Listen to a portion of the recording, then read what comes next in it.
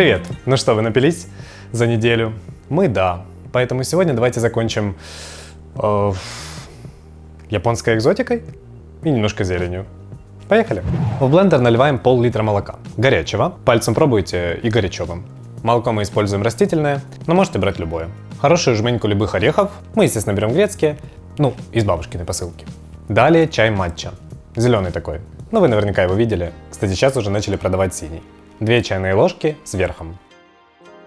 Ну и для сладости мы добавляем финики, а можете добавить мед, сахар, какой-нибудь посластитель.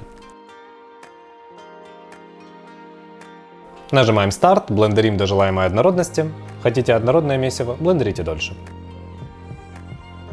Разливаем готовое матча-латте по стаканам. Ну, латте, потому что ж молоко. Угу. Пьем, едим. Вроде все понятно. Орехи для сытости, для жирности.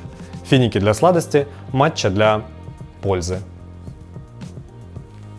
Увидимся.